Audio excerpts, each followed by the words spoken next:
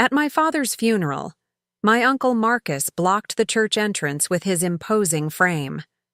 "Family only," he sneered to the security guards while staring directly at me. And she stopped being family when she abandoned him. 3 days later, in the mahogany-paneled law office, his face turned ashen as the will was read. "To my only daughter, Eliza, I leave my entire estate valued at $75 million. I watched as the man who had spent decades belittling me realized I now controlled every company, property, and asset he had dedicated his life to managing. Before we jump back in, tell us where you're tuning in from, and if this story touches you, make sure you're subscribed, because tomorrow I've saved something extra special for you." The Westbrook Family Chapel stood like a grand sentinel against the gray October sky, its Gothic spires reaching upward as if trying to deliver my father directly to heaven. Rain fell in a gentle mist, creating halos around the black umbrellas of mourners gathered outside. The building itself was a testament to the Westbrook legacy, built by my great-grandfather when the family fortune was first established in timber and real estate. I smoothed the fabric of my simple black dress, not designer, but the most appropriate one I owned, and tried to steady my trembling hands. After 10 years of estrangement, I was about to face the family that had effectively excommunicated me when I chose to pursue a career in public interest law instead of joining the family empire. "You don't have to do this," whispered Mark, my partner of 6 years, squeezing my hand supportively. "No one would blame you for turning around and leaving." "He was my father," I replied softly. "Whatever happened between us, I need to say goodbye." Mark nodded, his presence a pillar of strength I desperately needed. When I'd received news of my father's sudden heart attack, it had come not from family, but from an old childhood friend who had seen the obituary. Not even in death had the divide been bridged. Still, something in me needed closure, needed to pay final respects to the man who had, despite our differences, given me life and once, long ago, taught me to ride a bicycle and build sandcastles on our private beach. As we approached the chapel steps, I spotted him immediately. Uncle Marcus, my father's younger brother and right-hand man in all business affairs, stood like a sentinel at the entrance. His imposing 6'4" frame was made more authoritative by the bespoke black suit that couldn't quite conceal his former football physique. Even at 63, he commanded attention and, when he desired, fear. His gaze locked onto mine, and a familiar chill ran down my spine. Those cold blue eyes, so like my father's yet lacking any of the warmth that occasionally broke through my father's business facade, had always made me feel small, even as a child. "Eliza," he acknowledged with a slight nod, using my full name rather than the Ellie everyone else had called me. It was a deliberate formality, a way of establishing distance. "This is unexpected." "Hello, Uncle Marcus," I replied, proud that my voice didn't waver. "I've come to pay my respects." His expression hardened. 10 years too late, wouldn't you say? Mark tensed beside me, but I squeezed his hand. This was exactly what I had prepared myself for. He was my father. I have a right to be here.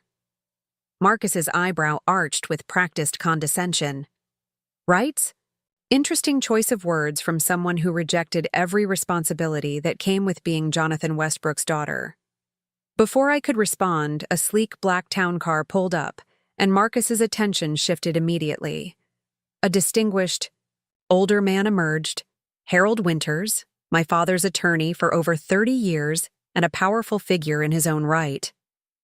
Marcus moved with surprising swiftness to greet him, his demeanor transforming into one of deferential respect. I used the distraction to slip toward the chapel entrance, but Marcus's voice cut through the murmur of arriving mourners with practiced authority. "Williams?" he called to one of the security personnel positioned at the door. "Family section is for immediate family only." His eyes met mine with cold finality. Ms. Westbrook forfeited that privilege years ago when she chose to abandon her father and everything he built. The security guard, a man probably my age but with the build of someone paid to be intimidating, hesitated, glancing between us with obvious discomfort. "Sir, she is Mr. Westbrook's daughter." "Who hasn't spoken to him in a decade?" Marcus interrupted sharply. "Who rejected her heritage and responsibilities? Who broke her father's heart by walking away from everything he created for her?" The practiced guilt trip, one I'd heard variations of for years before I finally broke free, still had the power to sting, but no longer to wound deeply. I'd spent years in therapy understanding that choosing my own path wasn't betrayal. "I came to say goodbye to my father," I stated firmly, "not to fight about ancient history." Marcus stepped closer, lowering his voice. "Your father said goodbye to you the day you walked out, Eliza. You made your choice. You chose strangers and causes over family. Over him." The memory of that final argument with my father flooded back, his thunderous disapproval when I declined the executive position he'd planned for me at Westbrook Industries to instead accept a position at the Public Interest Law Center. His ultimatum still echoed. "If you walk out that door, you're turning your back on everything I've built. Everything I built for you." Preparing and narrating this story took us a lot of time, so if you are enjoying it, subscribe to our channel. It means a lot to us. Now back to the story. I had walked out anyway, believing naively that he would eventually understand, eventually respect my choice to help those without the privilege I'd been born into. That understanding never came. Harold Winters approached, his expression solemn but eyes sharp as they took in the situation. "Is there a problem?" he asked, the question directed at no one in particular. "No problem," Marcus replied smoothly. "Just explaining to my niece that today's service is for those who were part of Jonathan's life, not those who chose to exit it." Harold's gaze shifted to me, recognition dawning. "Eliza Westbrook? My goodness, it's been years." "Hello, Mr. Winters," I replied, grateful for the momentary reprieve from Marcus's barbs. "You look remarkably like your mother," he observed, something unreadable passing across his features. Marcus interceded before the conversation could develop. "Harold, the family is gathering in the side chapel before the service. Catherine was asking for you." Catherine, my father's second wife of 15 years, a woman I'd met exactly twice before my exodus from the family. Marcus's mention of her was another calculated reminder. You are not part of this family unit anymore. Harold nodded, though his eyes lingered on me with what seemed like curiosity before he allowed Marcus to guide him inside. As they walked away, I heard Marcus instruct the security guard. Ms. Westbrook may attend the general service, but not the private family gathering before or after. The humiliation burned hot in my chest as I watched them disappear inside. Mark's arm wrapped around my shoulders, solid and reassuring. "We can still leave," he reminded me gently. I shook my head. "No, I didn't come for them. I came for me." And perhaps, though I barely admitted it to myself, for the small hope that somewhere in that cold, imposing building might be a message, a sign, some final word from my father that could help me make peace with our unresolved relationship. The security guard approached awkwardly.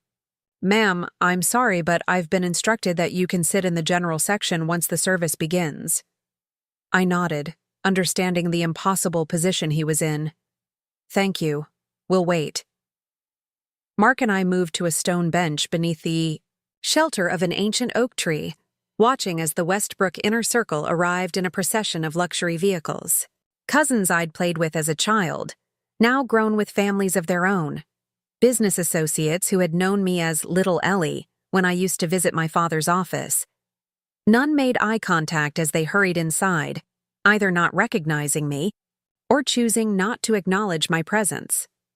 "Those are the Blackwoods," I murmured to Mark as a silver Bentley delivered an elderly couple. "Dad's oldest friends. They used to take me sailing every summer at their Martha's Vineyard estate. "Do you want to say hello?" Mark asked. I watched as Marcus intercepted them at the entrance, bending to speak in Mr. Blackwood's ear while glancing in my direction. Mr. Blackwood's head turned slightly, just enough to see me, before he pointedly looked away and guided his wife inside with a protective hand on her back. "That answers that question," I said, trying to keep the hurt from my voice. The pattern repeated with each arrival. Marcus, positioned at the entrance like a gatekeeper, filtering who received warm welcomes and who received cold shoulders. The Kuiper message was clear. I was not just unwelcome. I was being actively isolated. "He's poisoning everyone against you," Mark observed, anger edging into his normally calm voice. "He's had 10 years to craft the narrative," I replied, resigned but not surprised. In their version, I'm the ungrateful daughter who abandoned her loving father because I was too selfish to appreciate all I'd been given. What no one in that chapel knew was how many times I'd reached out during those 10 years. The birthday cards returned unopened. The Christmas gifts refused at the door. The attempt to visit when I'd heard through the grapevine that my father had undergone bypass surgery 3 years ago, only to be turned away by household staff who regretfully informed me they had explicit instructions not to admit me. I had stopped trying after that, accepting that my father's pride was stronger than any paternal love he might have harbored. What I hadn't fully appreciated until this moment was how thoroughly Marcus had appointed himself the guardian of that estrangement. "Ms. Westbrook?" The voice was unfamiliar, and I turned to find a young woman in a conservative gray suit approaching our bench. "I'm Jennifer Chen, Mr. Winter's associate." I stood, extending my hand automatically. "Hello. Mr. Winters asked me to inform you that while the family gathering is private, he personally believes Mr. Westbrook would have wanted his daughter at his funeral service." She handed me a small envelope. "This is your reserved seat card. 4th row, center section. 4th row, not with immediate family in the front, but not relegated to the back either. A diplomatic compromise." "Thank you," I said, genuinely moved by this small act of professional courage. Whatever Harold Winter's motivation, he had directly contradicted Marcus's directive. "The service begins in 20 minutes, Jennifer added. "You might want to enter after the family is seated to avoid any unnecessary tension." Her diplomatic phrasing made it clear she understood exactly what was happening. I nodded gratefully as she departed with a sympathetic smile. "Well, at least one person in there has your back," Mark observed. "Harold Winters has always been his own man," I replied. "Dad respected him because he wouldn't be intimidated, even by a Westbrook." As we waited for the appropriate moment to enter, I found myself studying the chapel my ancestors had built, trying to reconcile the weight of that legacy with my own choices. The Westbrook fortune had begun with my great-grandfather's lumber mills, grown through my grandfather's expansion into real estate development, and multiplied under my father's aggressive diversification into technology and finance. A century of wealth accumulation, all built on a philosophy my father had drilled into me since childhood. Westbrooks don't just maintain wealth, Ellie. We grow it. We protect it. And we keep it in the family. I had rejected not the wealth itself, but the obligation to dedicate my life to its expansion. In my father's eyes, and certainly in Marcus's, this was an incomprehensible betrayal of everything the Westbrook name represented. When Jennifer reappeared at the chapel entrance and gave us a subtle nod, Mark and I made our way inside. The vast space was filled nearly to capacity, a testament to my father's wide sphere of influence in business and social circles. Floral arrangements worth thousands adorned every available surface, their perfume hanging heavy in the air.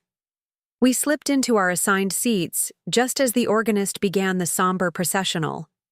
From this vantage point, I could see the immediate family entering from a side door, Marcus and his wife Victoria, their 3 adult children with their respective spouses, Catherine, my father's widow, leaning heavily on her brother's arm, Harold, Winters and what appeared to be other executives from Westbrook Industries.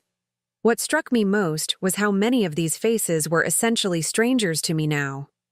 My cousins had been children when I left. Now they were adults with the unmistakable Westbrook bearing, tall, confident, groomed for success and prominence. Catherine, whom I'd met only briefly before my departure, now wore the mantle of grieving widow with practiced dignity. And then there was the mahogany casket, gleaming under the chapel lights, adorned with a blanket of white lilies, my father's favorite. The sight of it made everything suddenly, painfully real. Whatever our estrangement, Jonathan Westbrook, the larger-than-life figure who had shaped so much of who I was, both in emulation and rebellion, was gone. Forever. The service itself was exactly what one would expect for a man of my father's, standing, dignified, formal, and focused more on his accomplishments than his personal qualities. The minister spoke of his business acumen, his philanthropic foundations, carefully selected for maximum tax advantage, though this went unmentioned, and his dedication to family values and legacy. Marcus delivered a eulogy that painted my father as a modern patriarch, devoted to his family's welfare and future. Not once did he acknowledge my existence or the fact that my father had a daughter. In his carefully constructed narrative, the Westbrook legacy flowed directly from my father to him and his children. I had been erased. I sat rigidly through it all, Mark's hand gripping mine tightly enough that I later found bruises on my palm. The wound of being publicly disowned stung, but it was nothing compared to the private rejection I had endured for a decade. At least here, surrounded by strangers and acquaintances, I could maintain my composure and dignity. When the service concluded, the minister announced that the burial would be private, for immediate family only, with a reception to follow at the Westbrook estate. The message couldn't have been clearer. My presence had been tolerated at the public service, but I was not welcome for the final farewell. As the congregation rose and the casket was wheeled slowly down the aisle, Marcus walked directly behind, it in his role as chief mourner. His eyes met mine briefly as he passed my row, a flicker of surprise that I had managed to secure a seat so prominently placed quickly replaced by cold dismissal. I remained seated as the chapel slowly emptied, unwilling to subject myself to more public rejection by attempting to join the procession to the family cemetery on the Westbrook estate. This was, I realized, as close as I would get to saying goodbye to my father. Eliza? Harold Winters had appeared beside our row, his expression inscrutable. A moment, if I may. I nodded, and Mark squeezed my hand before releasing it. I'll wait outside, he murmured, giving us privacy. Harold took Mark's vacated seat with a slight grimace at his arthritic knees. Up close, he looked older than I remembered, the years etching deep lines around his eyes and mouth. I apologize for the awkwardness of today's arrangements, he began, choosing his words with lawyer-like precision. Your father's passing was unexpected, and certain protocols were established hastily. A diplomatic way of saying Marcus had taken control and sidelined me.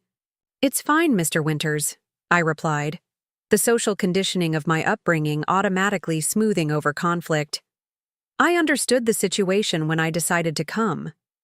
He studied me with shrewd eyes that had intimidated countless opponents in courtrooms and boardrooms.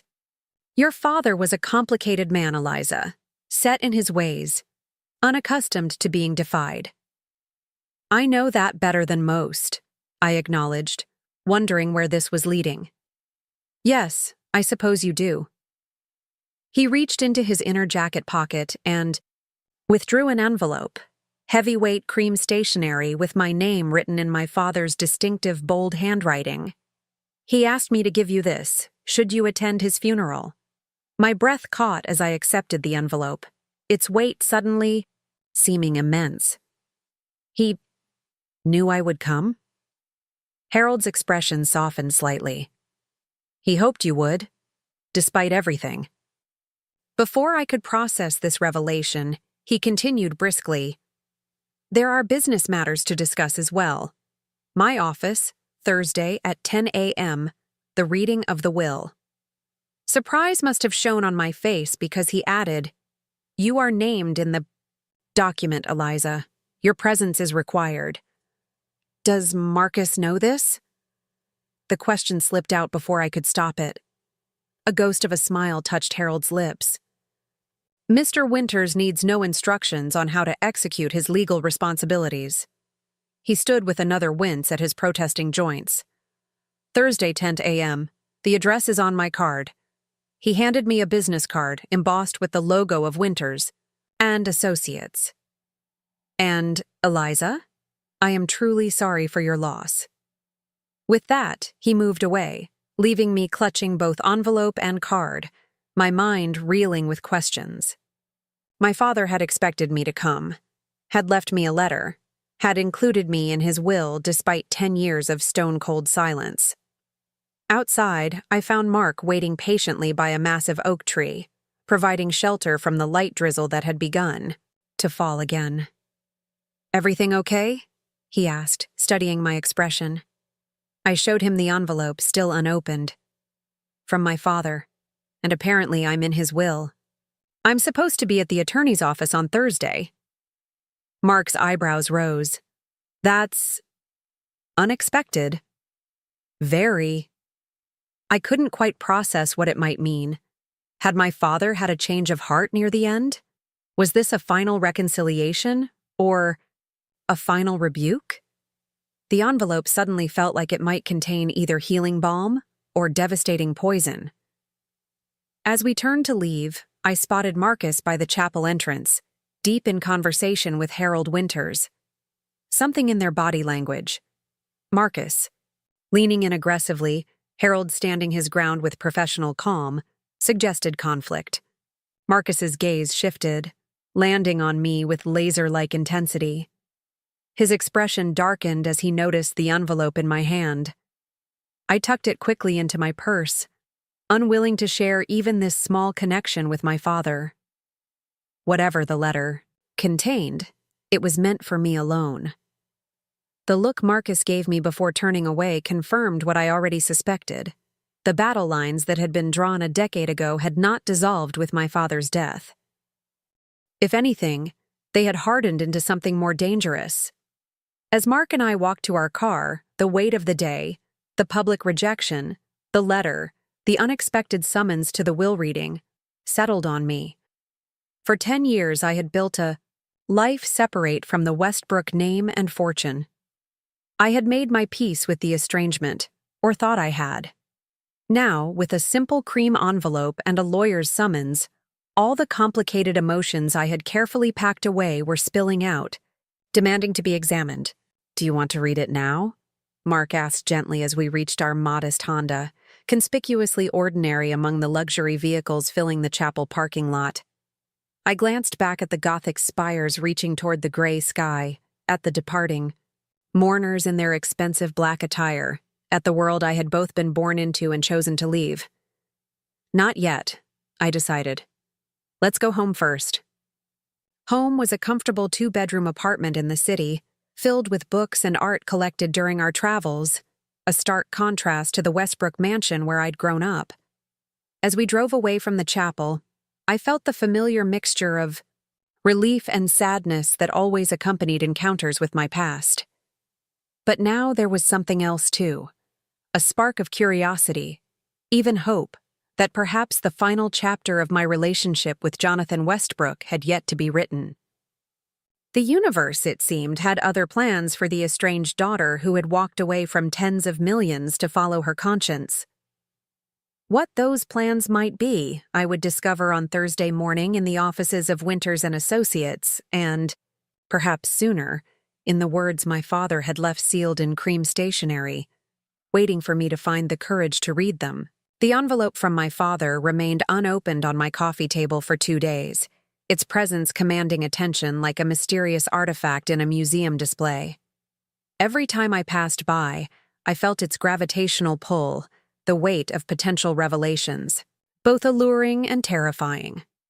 What final words had Jonathan Westbrook, a man of infamous stubbornness, chosen to leave his wayward daughter?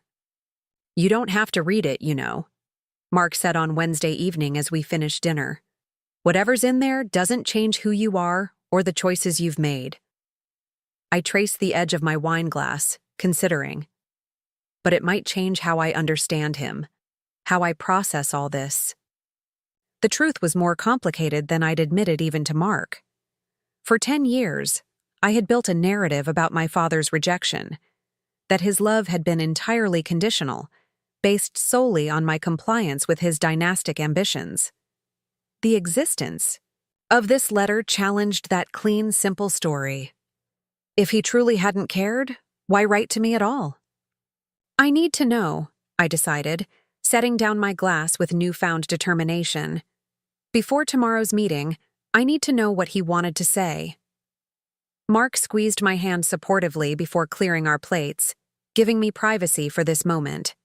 With heart hammering against my ribs, I finally opened the envelope, unfolding 2 pages of my father's distinctive stationery, covered in his bold handwriting. "Eliza, if you're reading this, 2 things have come to pass. I am gone, and you found it within yourself to attend my funeral despite everything. Both circumstances confirm what I've long suspected, but been too proud to acknowledge, that I have failed in the most important venture of my life, being your father." Business success came easily to me, building a family worthy of the Westbrook. Name proved far more challenging. When your mother died, I lost not only my partner but my compass. I threw myself into work and told myself it was for you, that securing and expanding your inheritance was the greatest gift I could provide. I convinced myself that the path I'd chosen for you, the path of continuing what generations of Westbrooks had built, was the only acceptable one. When you chose differently, I experienced it not as your independence but as my failure. My pride, always my greatest weakness, would not permit me to bend. Each year that passed made reconciliation seem more impossible. I want you to know that I have followed your career from afar. The cases you've won, the people you've helped, the recognition you've earned in your field, all of it has reached me through various channels, despite Marcus's attempts to keep such news from my attention. I may not have understood your choices, but I recognize the determination and principle that drove them, qualities that, ironically, you inherited from me. Westbrooks are builders, Eliza. I built with steel and concrete, with stock portfolios and corporate acquisitions. You chose to build justice and opportunity for those society has marginalized. Different materials, perhaps, but the same fundamental impulse to create something lasting. There are arrangements I have made that will be revealed tomorrow. They may surprise you. They will certainly anger others. I ask only that you consider them carefully before making any decisions. I was not the father you deserved, especially these past 10 years. For that, I offer an apology that comes too late and falls too short. I can only hope that what I have set in motion might serve as a bridge across the chasm I created between us. A chasm I deeply regret, but lacked the courage to cross in life. With belated respect for the woman you chose to become, Jonathan Westbrook. I reread the letter 3 times, tears blurring my vision by the 3rd pass. The words were so unlike the father I remembered, reflective, humble, almost contrite. Had his perspective truly evolved in our years apart, or was this a carefully crafted final manipulation? The Jonathan Westbrook I knew had always calculated. His moves several steps ahead, viewing relationships as strategic assets to be managed. Yet something in these words rang true. The acknowledgement of his pride as weakness, the admission that he had followed my career despite our estrangement. The concession, however reluctant, that my path might hold validity despite diverging from his plans. "You okay?" Mark appeared in the doorway, concern etched on his face. "I don't know," I answered honestly, handing him the letter. "I've spent 10 years believing he wrote me off completely, that I meant nothing once I stopped being what he wanted. But this, Mark read silently, his expression shifting from curiosity to surprise. Eliza, this sounds like regret, I finished. Like he might have been changing his mind, at least privately. What do you think he means about arrangements that will surprise people and anger others? I shook my head. No idea. Knowing my father, it could be anything from a small sentimental bequest to some elaborately complex business directive. He loved his dramatic reveals. That night, sleep eluded me. My mind cycled through possibilities, from the mundane to the fantastic. Perhaps he had left me his art collection, knowing my love for it as a child. Maybe he had established a foundation, in my name, a professional olive branch acknowledging my chosen field. Or maybe, most implausibly, he had found a way to formally recognize my legitimacy in the Westbrook legacy without requiring my return to the fold. By morning, I had tempered my expectations. Whatever my father had planned, I reminded myself that it would come filtered through his worldview, a perspective dominated by wealth, power, and traditional notions of family dynasty. I dressed carefully in a charcoal gray suit that managed to be both professional and understated, armor for whatever the day might bring. Want me to come with you? Mark offered as I gathered my things. I considered it, but shook my head. I need to do this alone. Whatever he's arranged, I need to face it on my own terms. The offices of Winters and Associates occupied the top 3 floors of a downtown high-rise, the kind of prime real estate that announced success without requiring explicit signage. The reception area featured understated luxury, museum-quality art, custom furniture, and sweeping views of the city. Ms. Westbrook, the receptionist greeted me with practiced warmth.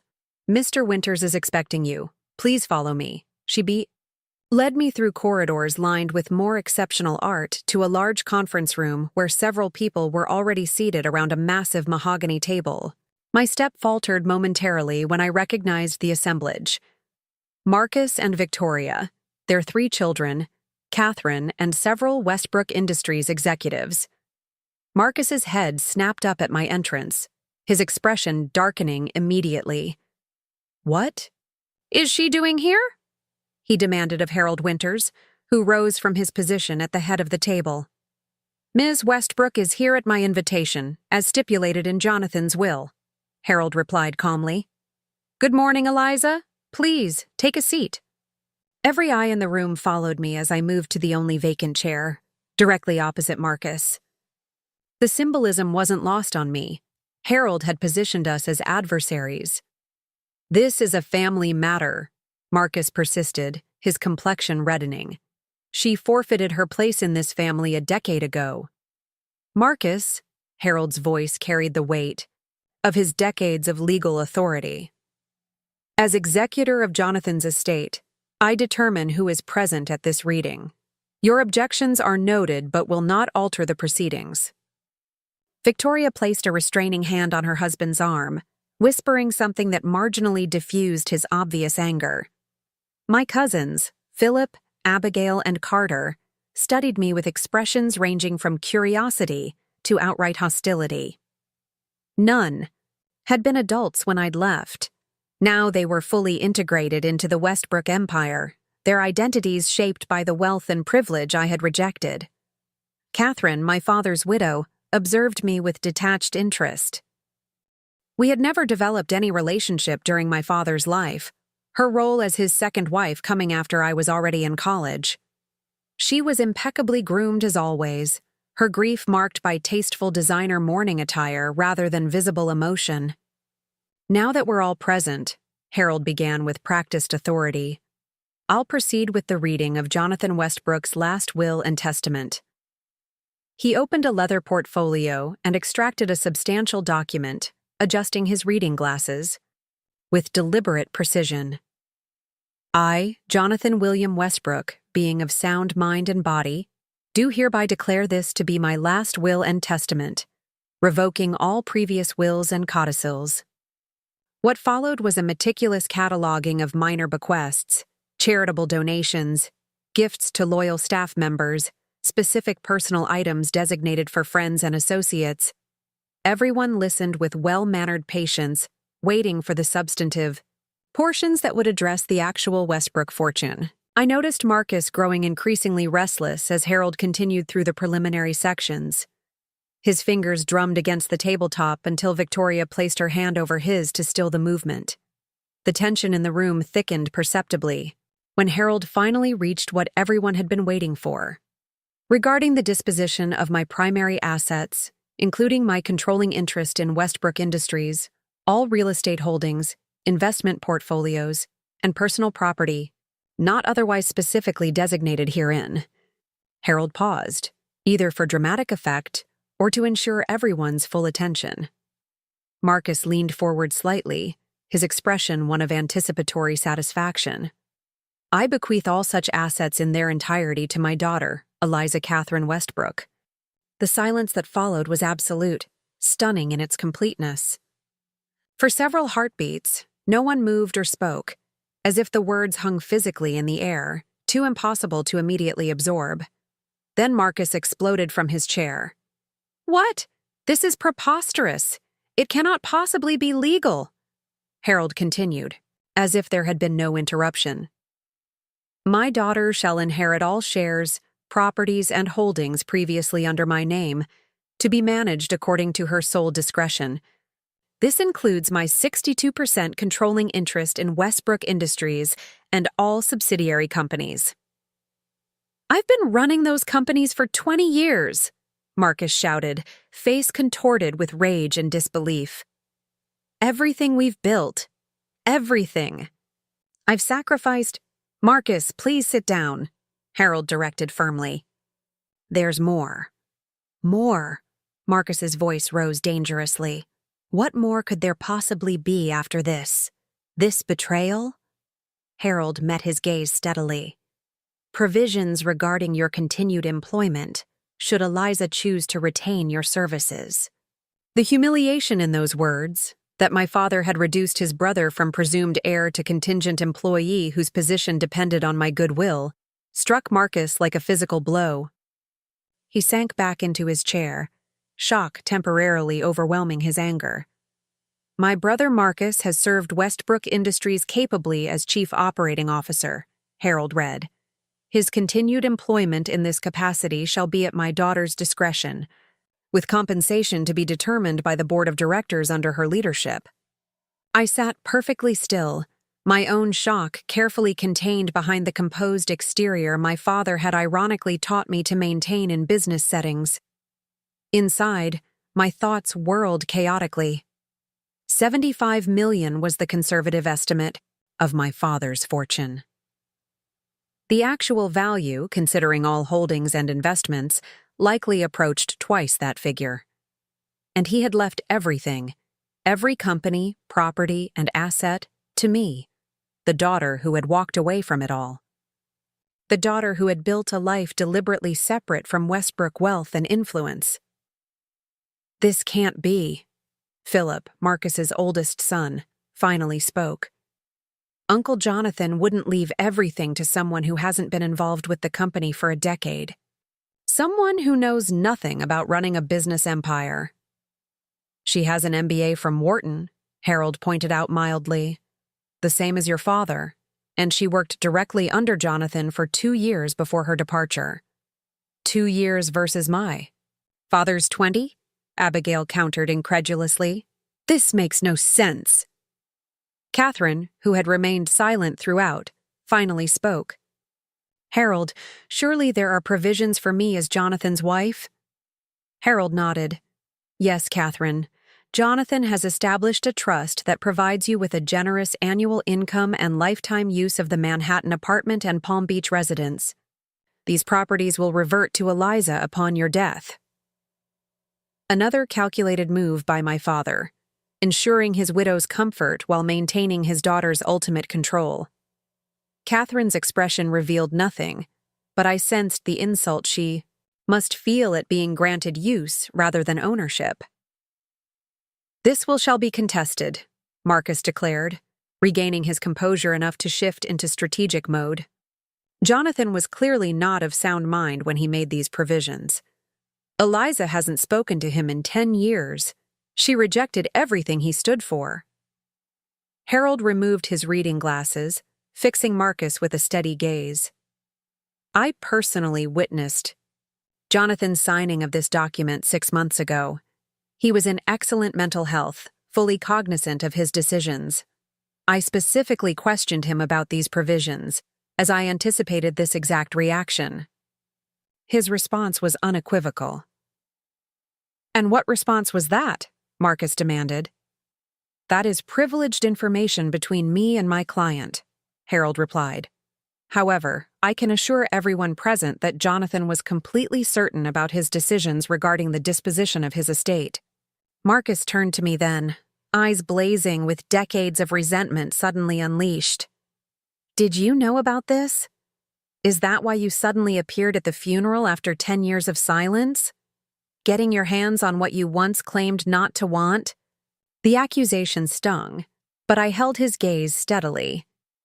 "I learned about being included in the will only after the funeral, when Harold informed me, and I have no idea why my father made these decisions."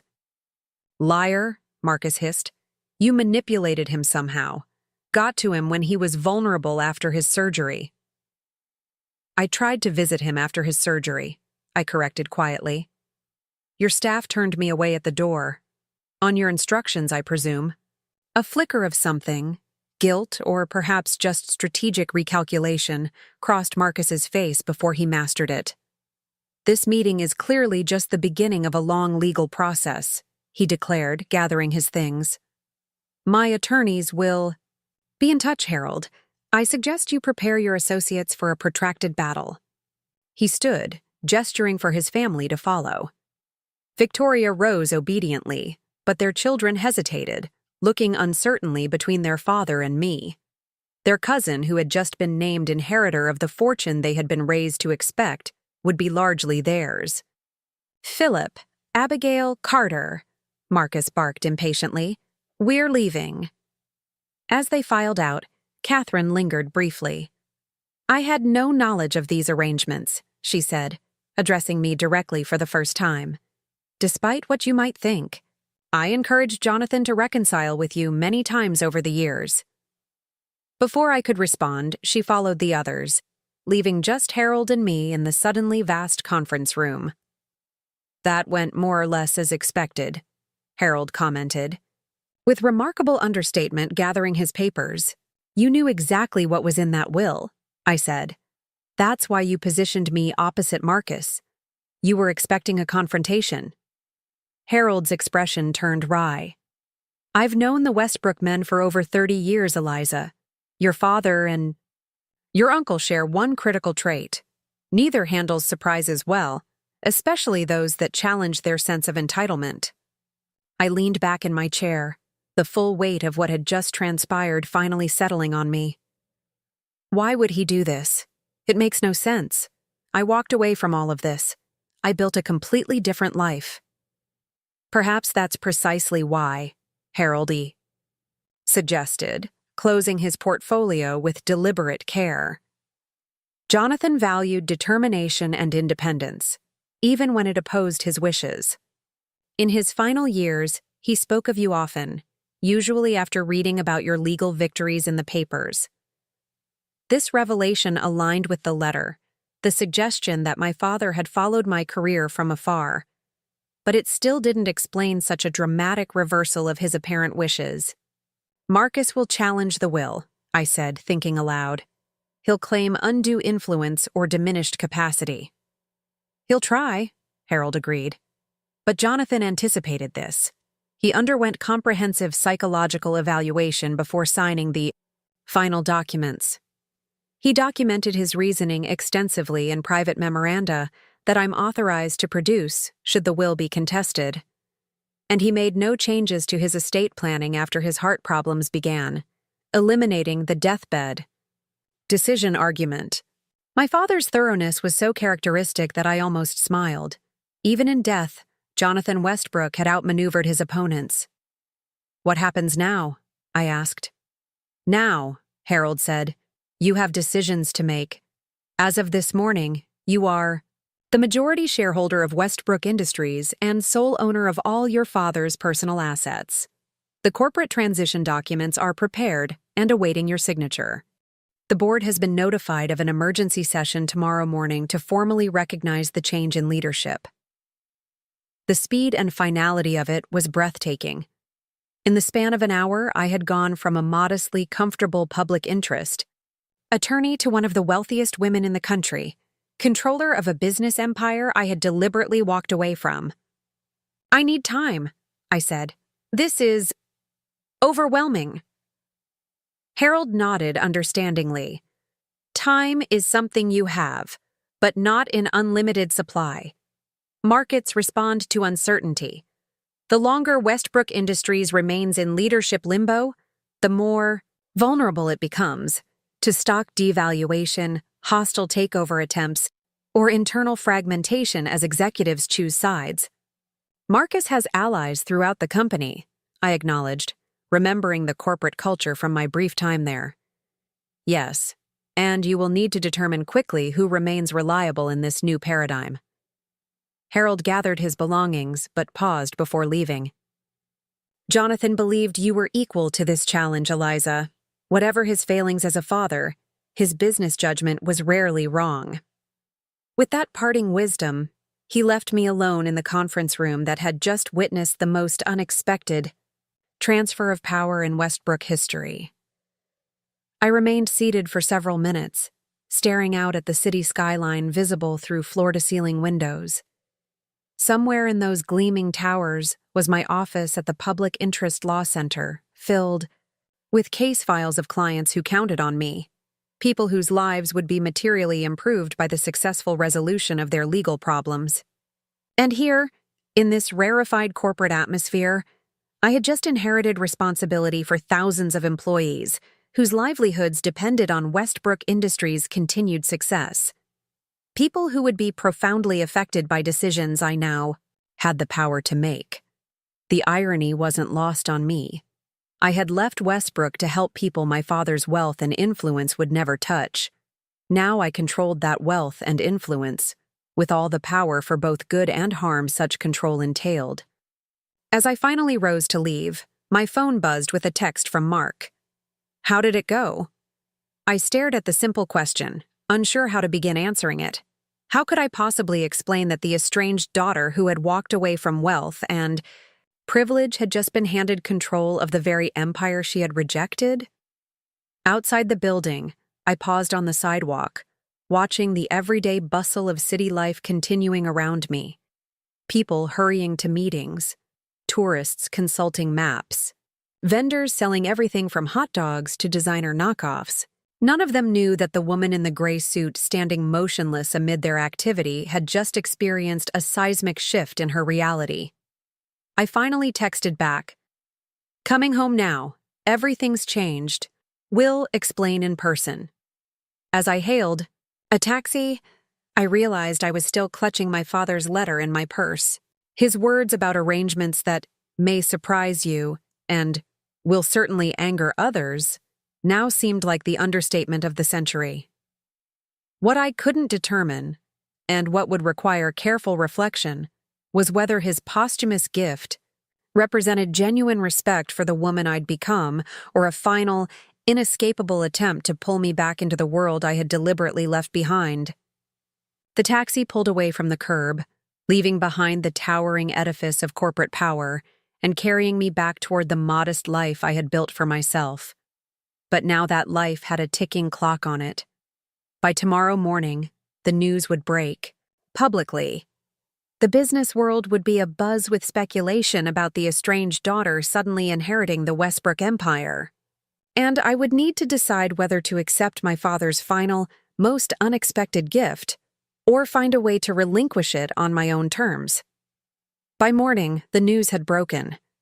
I awoke to my phone vibrating continuously with notifications, calls, and messages from journalists, old acquaintances, and colleagues. Mark handed me coffee and his tablet, where the headline glared back at me. Westbrook heiress returns. Estranged daughter inherits $75 million empire. They work fast, I murmured, scanning the article filled with half-truths and speculation about my sudden return to the fold after a decade-long rebellion. Harold called twice already, Mark said. The board meeting is at 10. He says you need to make a physical appearance, even if you're not ready to make decisions yet. I nodded, sipping my coffee while scrolling through the barrage of messages. One email caught my attention, from Diane Chen, my supervisor at the Public Interest Law Center. Eliza, I just saw the news. Take whatever time you need to sort through this unexpected development. Your cases will be covered. Call me when you can. The simple message, free of either judgment or fawning congratulations, reminded me why I had chosen to work with Diane. She treated people as people, not walking bank accounts or strategic assets. What are you thinking? Mark asked, studying me carefully. I set down the tablet, meeting his gaze directly. I'm thinking that in 3 hours, I'm supposed to walk into a boardroom filled with people who either resent me for existing or view me as an opportunity to exploit. And somehow, I'm supposed to take control of a multinational corporation I deliberately walked away from. You don't have to keep it, Mark pointed out. You could sell your shares, donate the proceeds to your favorite causes, and continue the life you've built. It was the obvious solution, the clean break that would allow me to maintain the moral stance I'd taken a decade ago. Yet something made me hesitate. Before I make any decisions that dramatic, I need to understand exactly what my father was thinking. Why me? Why now, after all these years? Mark's expression turned thoughtful. His letter mentioned he'd been following your career. Maybe he saw something in how you've handled your cases that made him reconsider your potential as a leader. Or maybe this is his final power play, forcing me back into the world I rejected by making the stakes too high to walk away from. I stood, my decision made. Either way, I need to show up today, even if it's just to buy time while I figure out my next move. 2 hours later, I stood before the mirror, examining my reflection with critical eyes. I'd chosen a navy blue suit, conservative enough for the corporate setting but paired with a bold red blouse that reminded me I wasn't there to blend in or apologize for my existence. As I fastened my mother's simple pearl earrings, the only jewelry I'd kept from my former life, I thought about identity and transformation. Was I still Eliza Westbrook, public interest attorney? Or was I becoming Eliza Westbrook, corporate heiress? Could those identities possibly coexist, or would one inevitably consume the other? The Westbrook Industries headquarters occupied a gleaming skyscraper downtown. Its logo, a stylized W that my grandfather had designed decades ago, illuminated prominently at the top. As my taxi approached, I felt a peculiar sensation of déjà vu mingled with displacement. I had once walked these streets daily during my brief tenure at the company, yet now felt like an intruder in my own legacy. Security recognized me immediately. My photo had clearly been distributed, and I was escorted directly to the executive elevator without the visitor protocols I'd expected. The deference was jarring after years of being treated as just another professional in my modest law office. Ms. Westbrook, a polished young woman, greeted me when the elevator opened on the 50th floor. I'm Amanda Davies, head of executive administration. The board is assembled in the main conference room. Mr. Winters asked me to brief you before you enter. I followed her to a small side office where she efficiently outlined the attendance. 12 board members, including 3 Westbrook family representatives, all aligned with Marcus, 4 independent directors, and 5 corporate officers who held board seats. Your father held the chairman position as well as CEO, she explained. With his passing, and according to corporate bylaws, the vice chairman, Mr. Davis from Singapore, is serving as interim chair until the board votes on succession. I absorbed this information, along with the quick portraits she painted of key personalities and their likely allegiances. Amanda clearly knew the corporate landscape intimately, including who might support me and who was firmly in Marcus's camp. "Thank you," I said when she finished. "This is incredibly helpful. Have you worked directly with my father?" "For the past 5 years," she confirmed. "I was his executive assistant before being promoted to head the administrative division 6 months ago." Something in her efficient demeanor reminded me of my father's approach to talent development, identifying capable people and advancing them rapidly. "He promoted you himself?" A flicker of pride crossed her professional mask. "Yes, against some opposition." From Marcus, she didn't need to specify. I was beginning to see patterns in how the corporate ecosystem had functioned and where tension points existed. "I'd appreciate your continued insights, Ms. Davies, as I navigate this transition." Her carefully neutral expression warmed slightly. "Of course, Ms. Westbrook. And it's Amanda, please." With that small alliance established, I squared my shoulders and followed her to the imposing double doors of the main conference room. As they opened, conversations immediately ceased, all heads turning toward me with expressions ranging from curiosity to open hostility. Marcus sat halfway down the massive table, his posture radiating barely contained fury. Beside him was Victoria, whose presence surprised me as she held no official position in the company.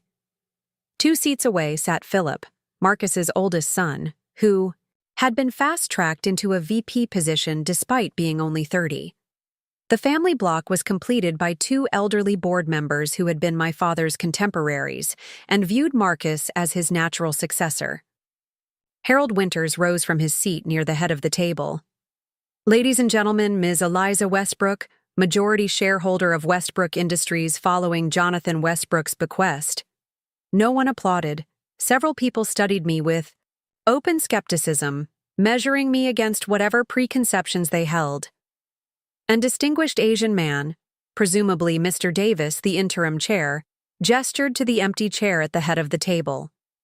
"Ms. Westbrook, please join us.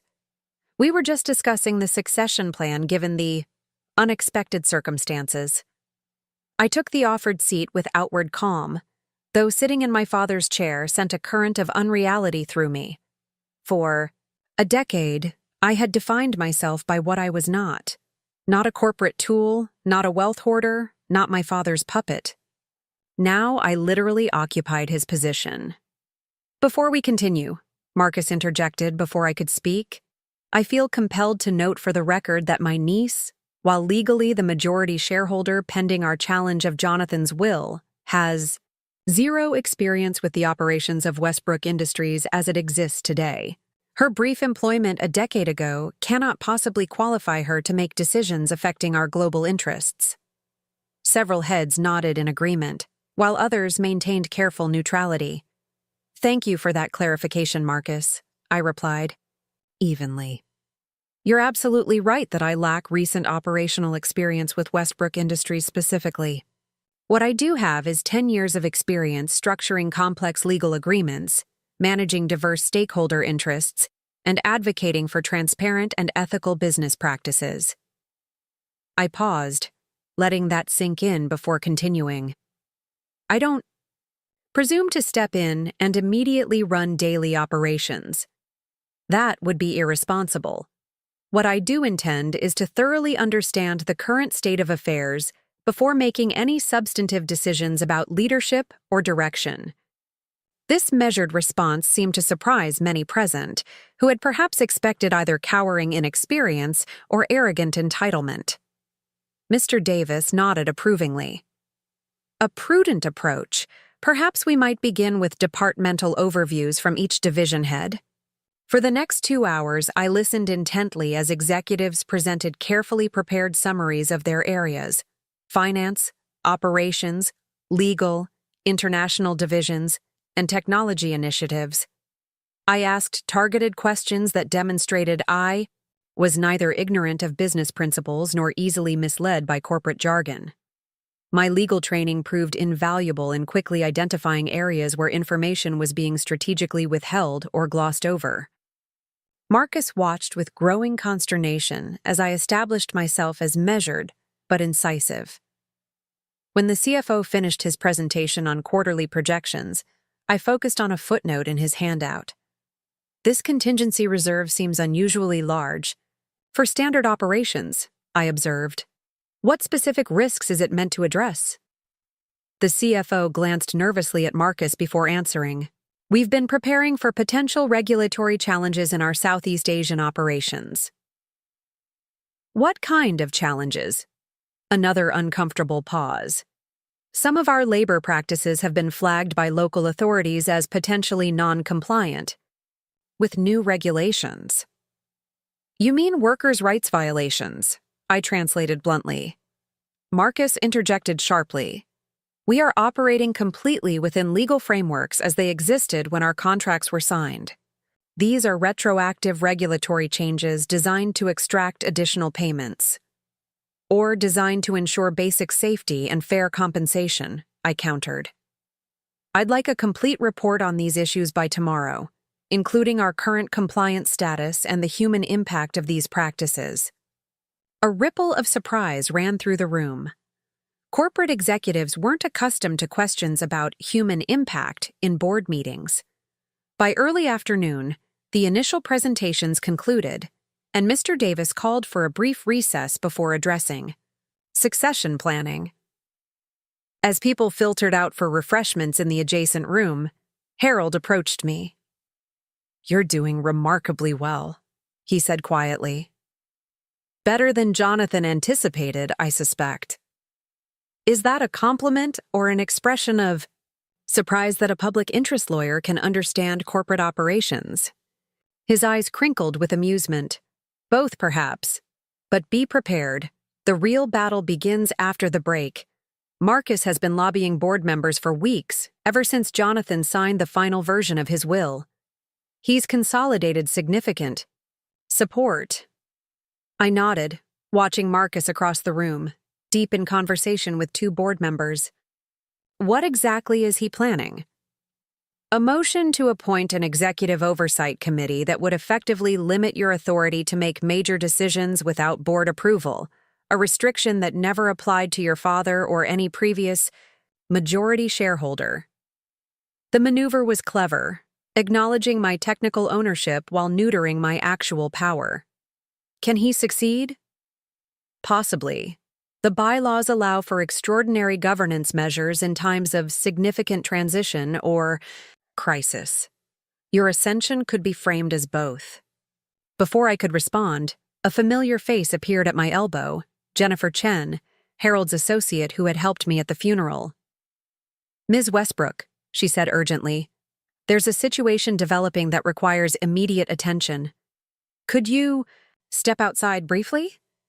I followed her to a private office where Amanda Davies waited with an ashen expression. What's happening? I asked.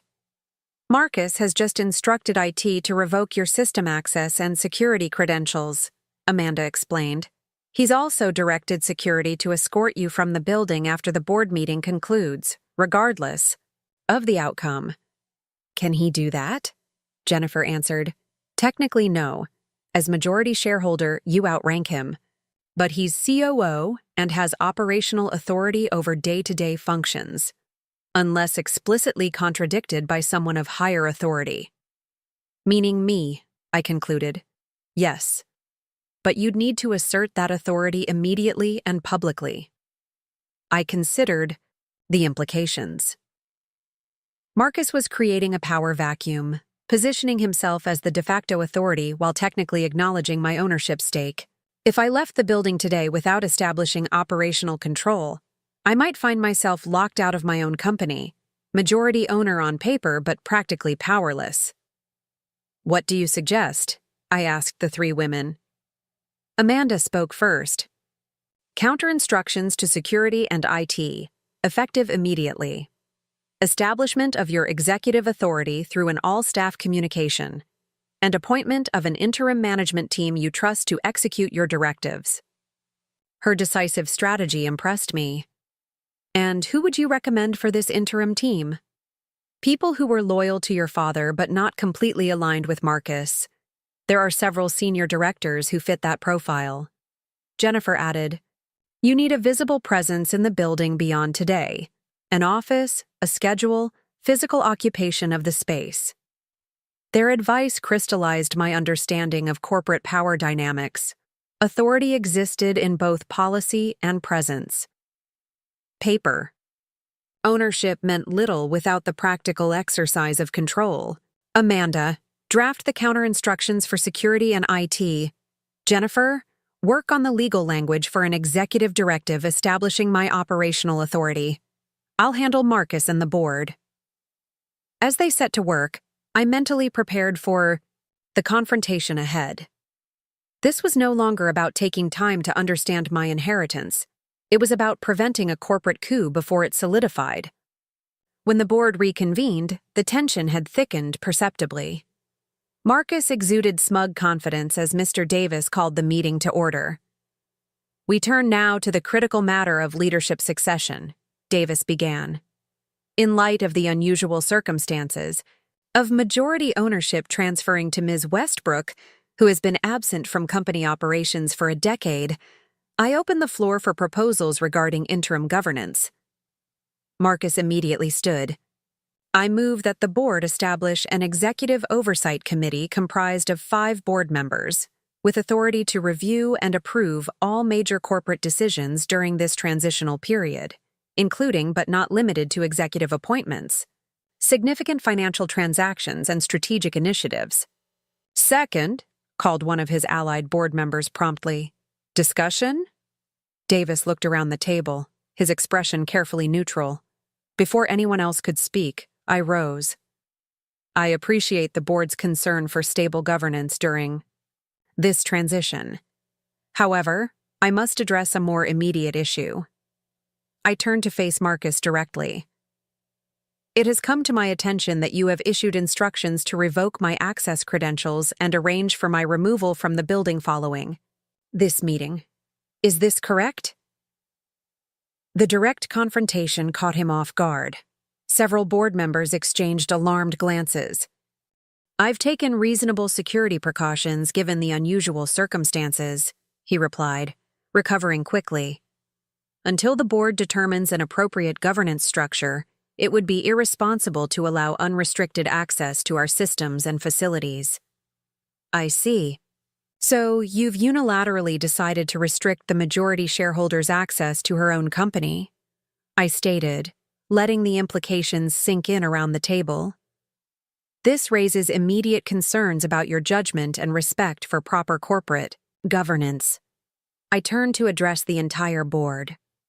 "Ladies and gentlemen, I had planned to take time to thoroughly understand Westbrook Industries before making any executive decisions.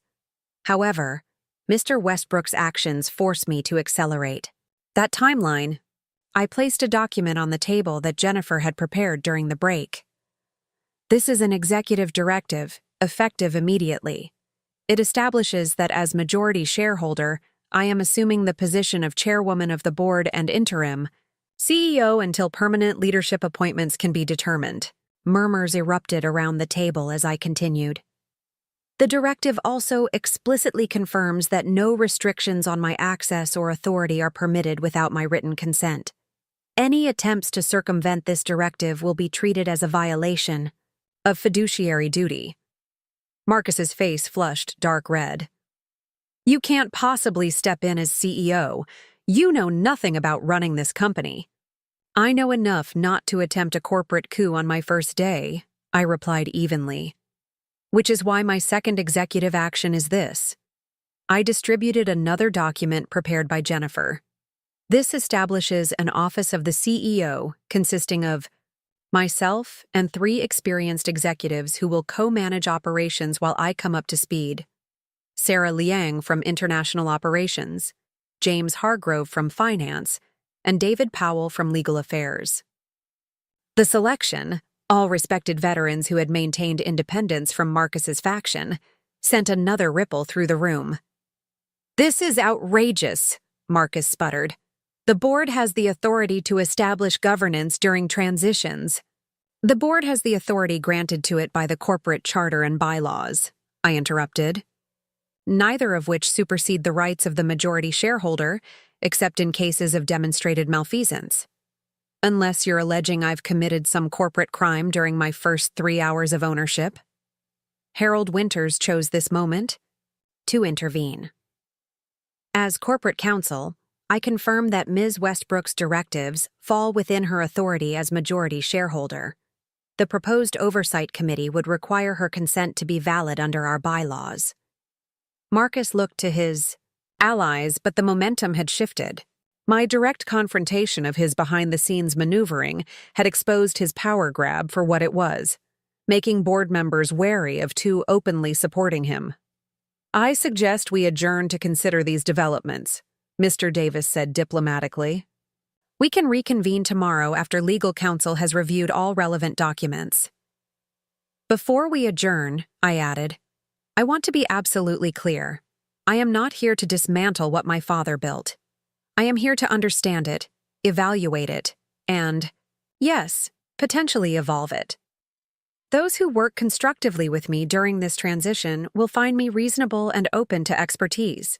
Those who attempt to undermine me will find I'm very much Jonathan Westbrook's daughter in my response to challenges." The invocation of my father's legendary toughness wasn't subtle, but it was effective. Several board members who had been visibly aligned with Marcus moments earlier now carefully masked their expressions. As the meeting dispersed, Marcus approached me, pitching his voice low to avoid being overheard. "This isn't over, Eliza. You've won the opening skirmish, but the war has just begun. You have no idea what you're up against." I met his gaze steadily. "You're right about one thing, Uncle Marcus. I don't know everything I'm up against yet. But unlike you, I'm not afraid to learn what I don't know. That's the difference between us. You're fighting to protect what you think you're entitled to. I'm here to discover what's actually possible." His jaw tightened as he absorbed the implicit challenge.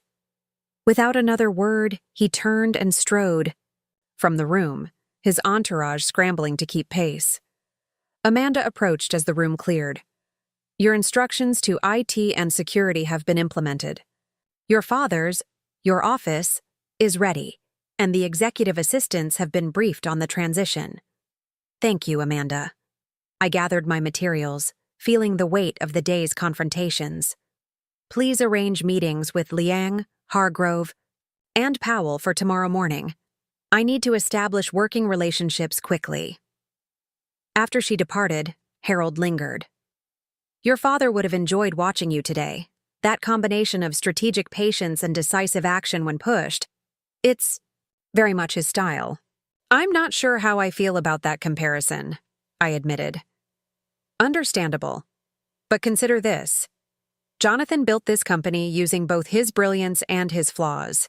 His ambition, his strategic thinking, his occasional ruthlessness, all shaped Westbrook Industries. You have an opportunity few ever receive, to preserve what works while rectifying what doesn't." His perspective gave me pause. I had spent years defining myself in opposition to my father. Perhaps true independence wasn't rejecting everything he was, but consciously choosing which parts of his legacy to carry forward and which to transform. As I left the boardroom, now mine, at least for the moment, I felt the enormity of what had transpired. In a single day, I had gone from outside observer to the central player in a high-stakes corporate drama. The idealistic attorney who had walked away from wealth and power to help others now controlled resources that could potentially help, or harm, thousands. The real test wasn't whether I could match Marcus's corporate maneuvering or master the operational details of a global enterprise. It was whether I could remain true to my core values while wielding the very power I had once rejected as corrupting. As I entered my father's former office, a vast space with panoramic views of the city, I noted the paintings on the walls. They were all originals by American artists my mother had loved, pieces I had grown up admiring.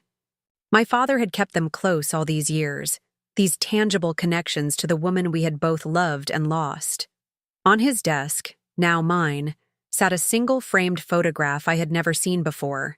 It showed me at my law school graduation, caught in a moment of joyful celebration with classmates. My father had been tracking my life even when we weren't speaking. Even when pride and hurt kept him from reaching out, he had been watching, perhaps with a complex mixture of disappointment and pride. I set down my briefcase and took the seat that had been his for decades. The estranged daughter had returned, not as the compliant heir he had once demanded, but as something more interesting, a woman formed by both his influence and her rebellion against it. Tomorrow would bring new challenges. Marcus would regroup, allies would need to be secured, and I would need to rapidly absorb the operational details of a business empire I had deliberately avoided understanding.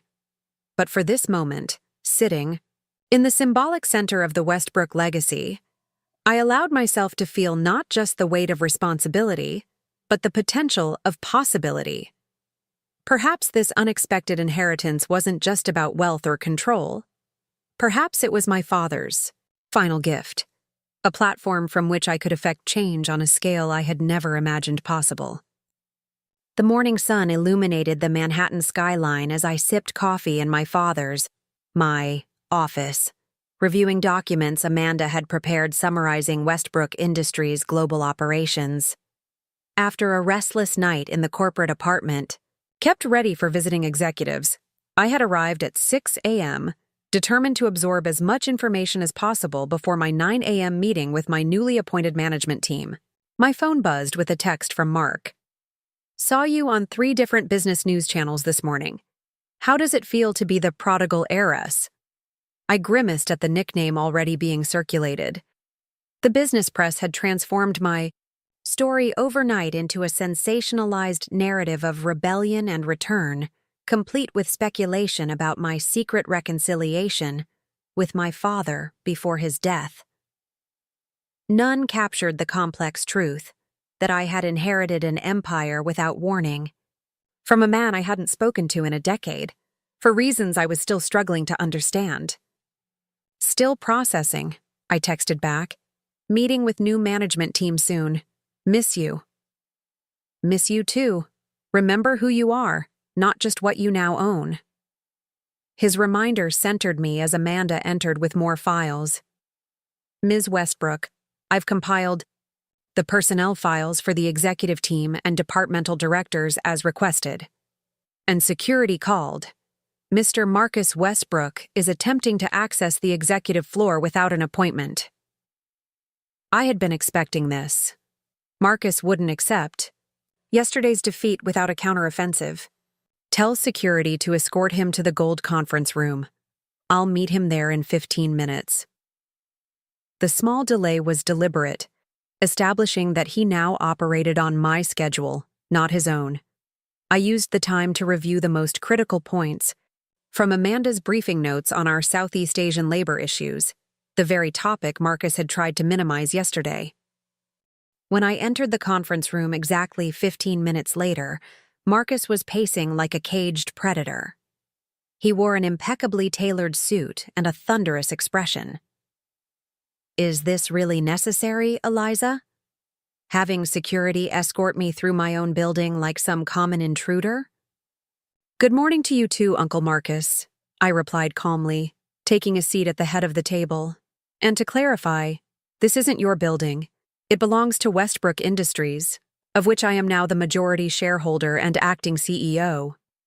Remained standing, using his height to maintain the psychological advantage. This charade won't last. The board won't stand for an inexperienced idealist dismantling decades of successful business practice. Is that what you think I'm here to do? Dismantle the company? Why else would a crusading public interest lawyer suddenly embrace corporate power? You've spent years representing people suing companies like ours. His framing wasn't entirely wrong. I had chosen cases specifically to hold powerful corporations accountable, fighting for employees facing discrimination, communities damaged by environmental negligence, consumers harmed by unsafe products. The irony of now controlling a multinational conglomerate wasn't lost on me. I'm here because my father wanted me here, I stated simply. I'm still determining exactly why. But while I figure that out, I intend to understand this company thoroughly, both its strengths and its weaknesses. Marcus finally sat, his tactical mind visibly reassessing. And where do I fit in this grand exploration? The question was more vulnerable than I'd expected. Beneath his anger and plotting lay a man who had dedicated his entire adult life to Westbrook Industries, only to have control suddenly yanked away. That depends entirely on you, I answered honestly. Your experience and institutional knowledge are invaluable. But your attempts to undermine me before I'd even taken my seat at the board table suggest you're not interested in a collaborative approach. His jaw tightened. You can't seriously expect me to simply accept this situation? Without question. No. But I do expect professional behavior from a C-suite executive. Yesterday's attempted lockout was neither professional nor particularly strategic. He had the grace to look momentarily discomfited. A precautionary measure that, perhaps, overreached. The closest thing to an apology I was likely to get. I decided to offer an olive branch, albeit one with firm conditions. I'm establishing a transition team to thoroughly evaluate all aspects of Westbrook operations. Your operational expertise would be valuable, if you're willing to contribute constructively. Suspicion narrowed his eyes. And if I decline? Then you continue as COO, reporting to the office of the CEO like any other executive. But you would have no role in shaping the company's future direction. The choice I offered was clear. Remain on the periphery as the company potentially transformed around him, or have a voice in that transformation despite his diminished authority. Marcus studied me with new calculation.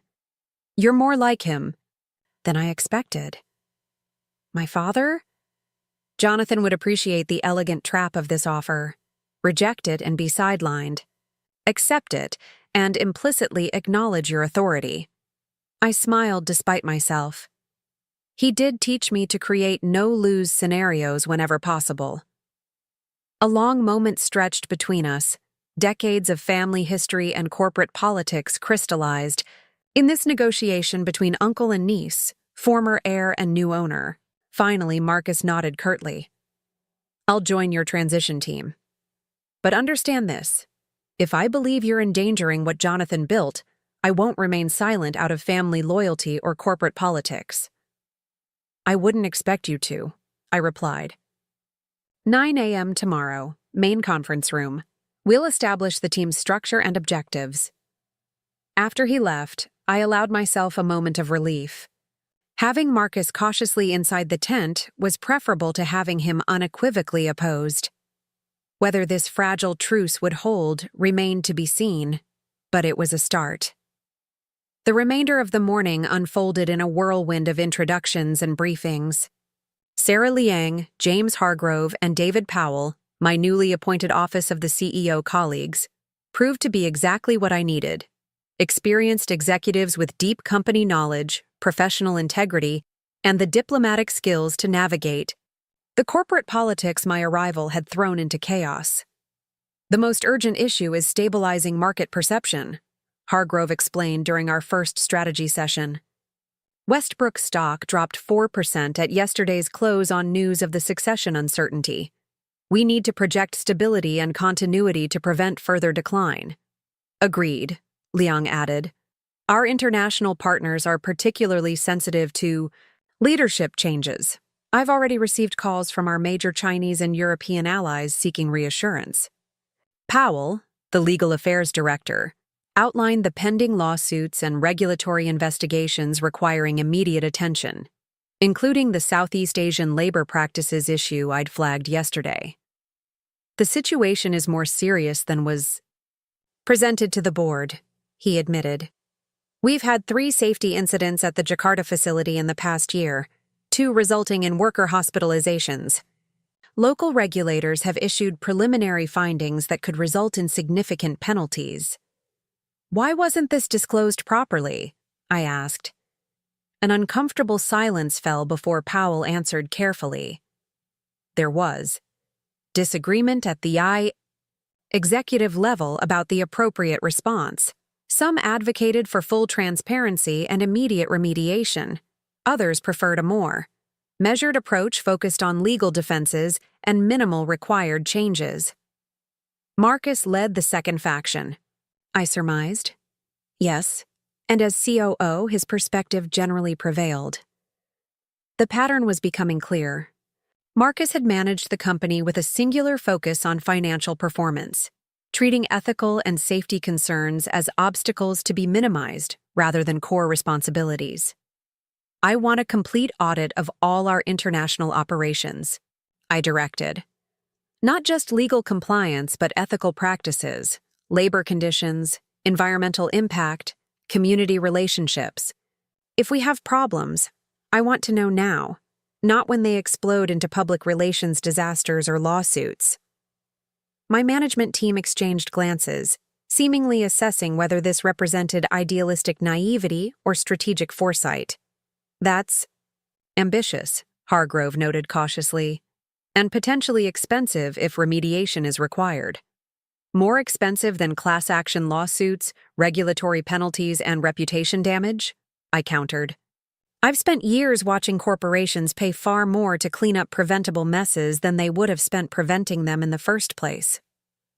By afternoon, word of my directive had spread through the executive ranks, triggering a stream of meeting requests from department heads eager to shape my perception of their areas before any formal audit.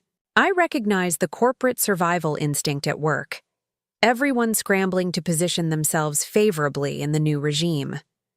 Amanda managed the deluge masterfully, scheduling priority meetings while establishing boundaries that prevented my complete submersion in internal politics.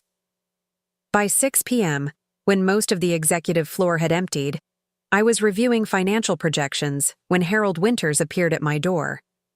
"Working late on your second day," he observed. Jonathan often did the same. "Catching up on a decade of corporate history," I replied, gesturing to the stacks of reports surrounding me. "Please, sit." He lowered himself carefully into a visitor's chair.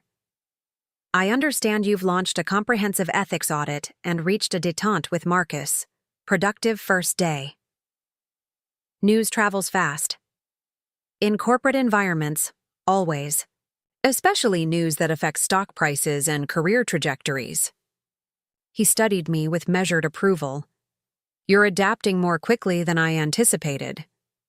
Necessity is a powerful motivator, but I didn't expect to see you this evening. Is something wrong?" Harold reached into his briefcase and extracted a slim folder. "Not wrong precisely, but requiring your attention.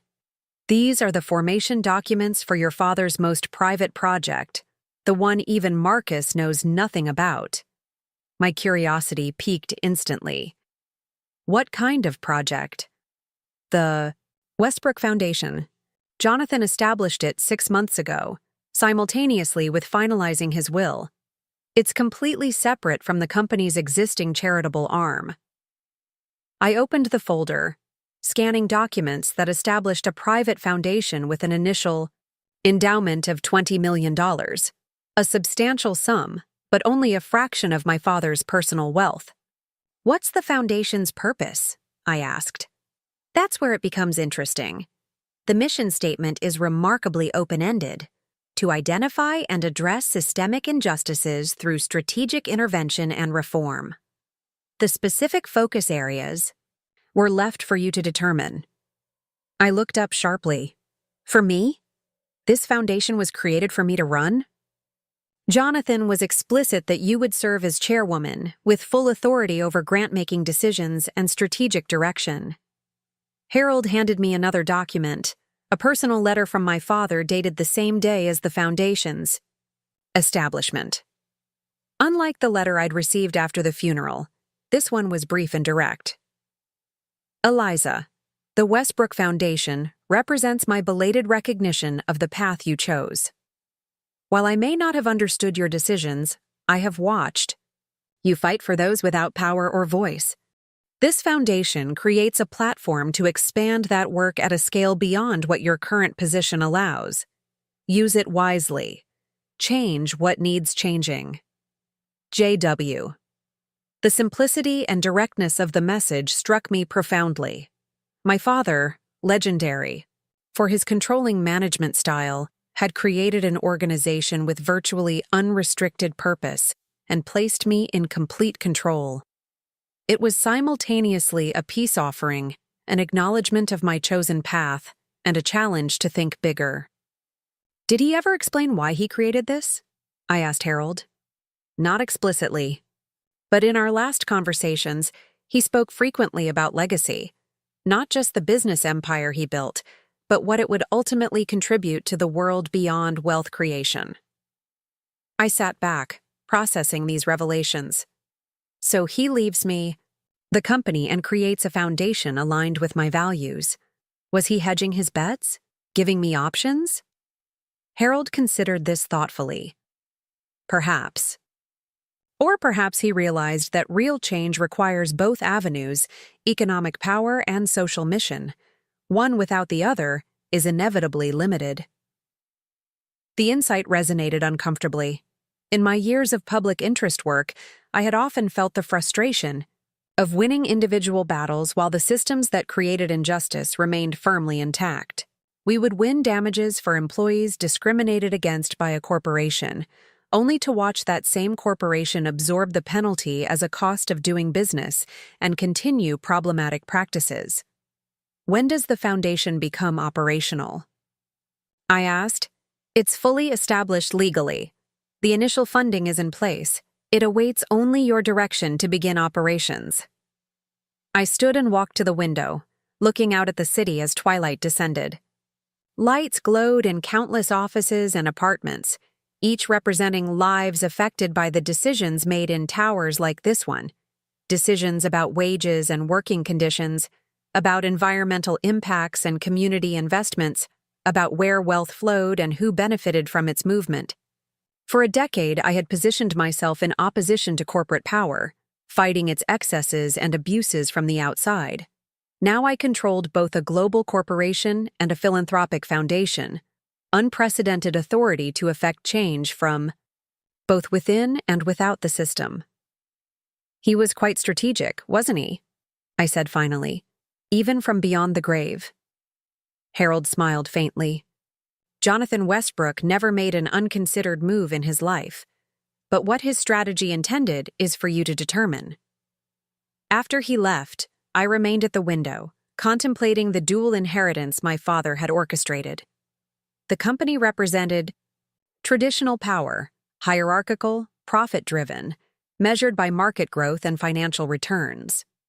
The foundation offered a different kind of influence, mission-driven, focused on justice and systemic change, evaluated by social impact rather than financial metrics. Most people would have seen these as contradictory paths. My father had somehow concluded they could be complementary, or at least that I might find a way to make them so. My phone rang, breaking my contemplation. Mark's name appeared on the screen. "Hey," I answered, realizing how much I needed to hear his voice. "Sorry I haven't called today. It's been nonstop." "I figured," he replied. "Just wanted to check in. How are you holding up?" "Honestly, overwhelmed, but also strangely energized." I described the day's developments, the tenuous peace with Marcus, the ethics audit, and the revelation of the foundation. "Sounds like your father was more complicated than either of you acknowledged," Mark observed. "Creating a social justice foundation in secret while running a profit-maximizing global corporation." I keep trying to reconcile these contradictory signals. Was this his way of making amends, or his final attempt to pull me back into his world? "Maybe it's neither," Mark suggested. "Maybe it's his acknowledgement that you were both partially right. His business acumen and your social conscience combined rather than opposed." The perspective shifted something in my understanding. I had spent years defining myself against my father's values, seeing our worldviews as fundamentally incompatible. Perhaps that binary thinking had limited us both. "I need to see our old house," I said suddenly, the impulse arising from some deep place of memory and identity, before it sells with the rest of the estate. "Tonight?" "Yes." I need to reconnect with who I was before all this, and maybe understand who he was beyond the corporate titan everyone describes. An hour later, my driver pulled through the gates of the Westbrook estate in Greenwich, Connecticut. The sprawling property, 5 acres of manicured grounds surrounding a 15,000-square-foot main house, had been my childhood home until I left for college. Security recognized me immediately, another reminder of my changed status. The housekeeper, Mrs. Chen, greeted me with genuine warmth. She had been a constant presence throughout my childhood, often more nurturing than my father after my mother's death. "Miss Eliza, we've missed you so much." Her embrace transported me momentarily back to simpler times. "Your room is just as you left it. I made sure of that, all these years." The revelation that my father had preserved my bedroom untouched through a decade of estrangement was another piece of the puzzle I was assembling. The complicated man behind the imperious business legend. "I'd like to see my father's study, if that's all right," I requested. Mrs. Chen nodded, understanding. "Of course, no one has disturbed it since." She led me through the familiar corridors of the home where I'd grown up, past the formal living room where I'd practiced piano, the dining room where my father had conducted business dinners, the library where I'd spent countless hours reading while he worked late. His private study had always been his sanctuary, the one room in the house where even I had knocked before entering. As Mrs. Chen opened the heavy oak door, the familiar scent of leather and my father's particular cologne enveloped me. "I'll leave you alone," she said softly. "Take all the time you need." The room remained exactly as I remembered, walls lined with books on business, history, and biography. The massive antique desk where he'd reviewed contracts and made decisions affecting thousands of lives. The comfortable leather chairs where, occasionally in my youth, we'd had rare moments of connection discussing books we'd both read or playing chess. I moved to his desk, allowing my fingers to trace its polished surface. Unlike his corporate office, which projected carefully curated power, this space contained personal elements. Photographs I had never seen in his professional environment, mementos from his own childhood, books that revealed interests beyond business strategy. One photo caught my attention. Me at about 8 years old, sitting on his lap while he explained something, both of us intensely focused on a document between us. I had no memory of the specific moment, but the body language was striking. His protective posture, my complete absorption in whatever he was teaching me. Behind the desk hung his most prized possession, the first dollar earned by his grandfather's lumber business, framed alongside a black and white photograph of the original mill. The Westbrook origin story had been recited to me countless times. Great-grandfather William's immigration from nothing, his struggle to establish the lumber business, my grandfather's expansion into real estate, my father's diversification into technology and finance. Each generation had built upon the previous one's foundation while expanding into new territory. The question that had divided my father and me was whether that expansion could include social purpose alongside profit, whether the Westbrook legacy could evolve to encompass justice as well as wealth creation. As I continued exploring, I noticed something unusual on his bookshelf, a section devoted to subjects I would never have associated with my father: environmental sustainability, corporate social responsibility, ethical business practices. Many of the books showed signs of thorough reading, highlighted passages, margin notes in my father's distinctive handwriting. One volume particularly stood out: Regenerative Business, Profit Through Purpose, with extensive annotations. Opening it revealed an inscription from the author: "To Jonathan, thank you for the thoughtful conversation about transitioning traditional corporations toward purposeful impact." The Journey of 1,000 Miles. The publication date was just 3 years ago, well into our estrangement. These weren't books from my father's standard business education. They represented an evolution in his thinking that I had known nothing about. In his desk drawer, I found more evidence of unexpected interests: correspondence with sustainability consultants, reports on ethical supply chain management, draft proposals for worker profit-sharing programs that had apparently never been implemented at Westbrook Industries.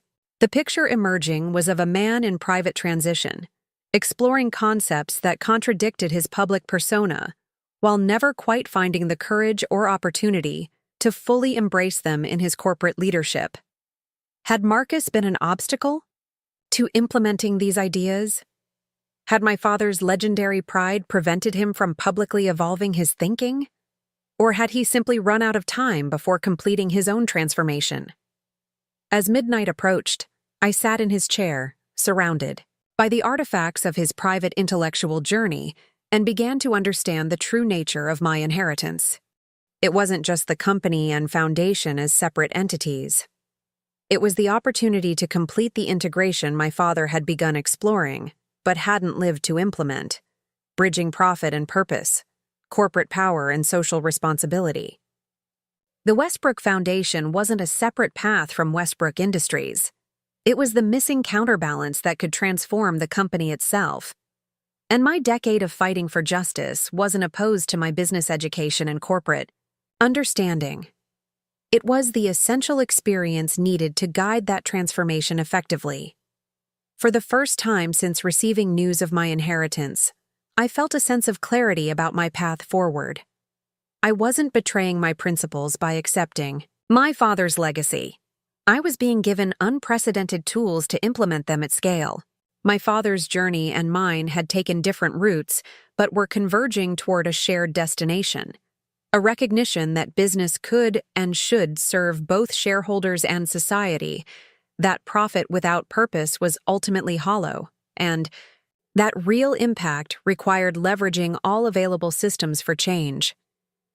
As I prepared to leave, I noticed one final item on his desk, a small framed quote I had never seen before. The words of anthropologist Margaret Mead stared back at me. Never doubt that a small group of thoughtful, committed citizens can change the world. Indeed, it's the only thing that ever has. Below it, in my father's handwriting, he had added, or perhaps one determined daughter. Whether written as aspiration or acknowledgement, the message confirmed what the evidence throughout this study suggested. Jonathan Westbrook had been evolving, even as his pride kept him from reaching out to bridge the divide between us. Now, through this unexpected inheritance, he had given me the opportunity to complete what he had begun, transforming the Westbrook legacy from mere wealth accumulation to meaningful impact. As I drove back to the city that night, I felt a weight lifting, not the burden of responsibility, which remained immense, but the weight of conflicted purpose. The path ahead was challenging but clear. Use every tool my father had placed in my hands to create the change I had always fought for, but now from a position of unprecedented influence. The estranged daughter had inherited more than wealth and corporate power. I had inherited the chance to redefine what the Westbrook name would mean for generations to come, not by rejecting my father's legacy, but by fulfilling its highest potential. Up next, you've got 2 more standout stories right on your screen. If this one hit the mark, you won't want to pass these up. Just click and check them out. And don't forget to subscribe and turn on the notification bell so you don't miss any upload from us.